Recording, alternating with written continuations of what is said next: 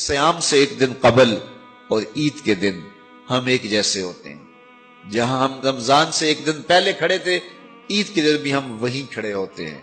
تو پھر ایک مہینہ اتنی طویل محنت کی اور مشقت اٹھائی، بھوک اور پیاس کاٹی، تو پھر کیا فائدہ ہوا؟ آپ ایک ڈاکٹر کے پاس جاتے ہیں اور اس سے دوائی لیتے ہیں اور مہینہ بھر اس کو استعمال کرتے ہیں، اور مہینے کے بعد آپ ٹیسٹ کرواتے ہیں تو جہاں تھی بیماری وہاں کی وہاں رہی. تو پھر دو باتیں ہیں، یا تو ڈاکٹر نے دوا ٹھیک نہیں دی، یا پھر آپ نے دوائی کے ساتھ پرہیز نہیں کیا اور جہاں تھے وہیں کے وہیں کھڑے رہ گئے. تو ڈاکٹر کے پاس دوبارہ جائیں گے تو وہ کہے گا جناب اس بیماری سے نجات تو ایک مہینے کے کورس سے ہو جاتا تھا، تو آپ کو آرام کیوں نہیں آیا؟ آپ نے پرہیز نہیں کیا. تو آپ اس کو کہیں کہ جناب ہم دوبارہ مجھے ایک کورس اور کروا دیں، لیکن پرہیز میں نے پھر بھی نہیں کرنا. تو ڈاکٹر کہے گا کہ نہیں جناب چھٹی کرو. اگر دوائی لینی ہے تو اس کے ساتھ جو احتیاطی تدابیر میں بتاؤں گا ان کو اختیار کرنا ہوگا. لیکن اگر کوئی شخص پھر دوسرا مہینہ کھاتا ہے اور احتیاطی تدابیر اختیار نہیں کرتا اور پھر ڈاکٹر کے پاس جا کہتا جناب آرام نہیں آیا، تو ڈاکٹر پھر اس کو کہے چلو دوبارہ لے لو، تو وہ تیسرے مہینے بھی کھائے، چوتھے مہینے بھی کھائے، ساری زندگی بھی کھاتا رہے. احتیاطی تدابیر نہیں کرے گا تو جہاں صحت تھی وہیں کی وہیں رہے گی. ماہ سیام آیا، پورا مہینہ دوائی لی، اور عید کے دن جب ٹیسٹ کروایا تو جہاں تھے وہیں کھڑے تھے. یا تو پھر دوائی ٹھیک نہیں ہے. میرے رب کی دوائی کس طرح ٹھیک نہیں ہو سکتی؟ جب اس نے کہا ہے لعلکم تتقون، تم روزے رکھو میں ضمانت دیتا ہوں تمہیں تقوی ملے گا، تو پھر تقوی نہیں ملا ہے تو پھر ہم نے روزے کی احتیاطی تدابیر کو اختیار نہیں کیا ہے، اور اتنی طویل مسافت کاٹی ہے، مشقت کاٹی ہے، بھوک کاٹی ہے، پیاس کاٹی ہے. لیکن اگلے سال ہم پھر آئے تو ہم پھر اسی طرح وہ مشقت کاٹنے لگے اور احتیاطی تدابیر ہم نے پھر اختیار نہیں کی.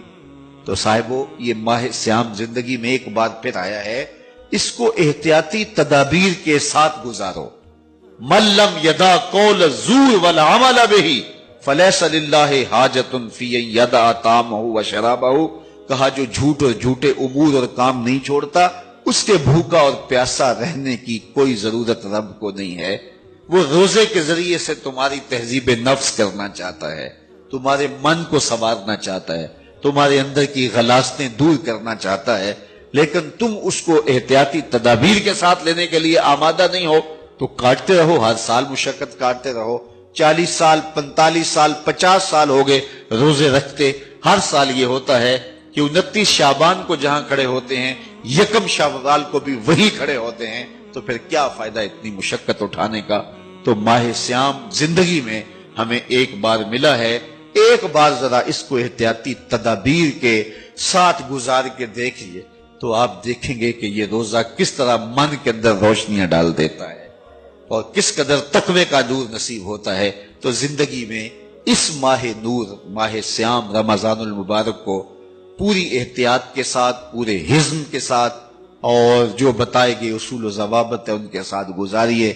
آنکھوں پہ بھی پہرا بٹھائیے، خیالوں پہ بھی پہرا بٹھائیے، سوچوں کو بھی آوارہ نہ ہونے دیجیے، رزق بھی پاک لیجیے، اور زبان پر بھی کوئی ایسا جملہ نہ آنے پائے جو رب کی ناراضگی کا سبب ہو. خیال بھی نہ بھٹکے، نظر بھی نہ بہکے، اور ایک ایک عمل زندگی کا خوبصورت ہو، منظم ہو، مرتب ہو، اور ادھر 30 روزوں کی بھوک ہو. اور پھر نتیجہ کیا ہوگا؟ میرے رب نے وعدہ دیا ہے لعلکم تتقون، تمہیں تقوی کا نور نصیب ہو جائے گا. تمہاری زندگی ایک عجیب کیفیت میں ڈھل جائے گی اگر تم روزے کو اس کی حقیقت کے ساتھ گزارو گے.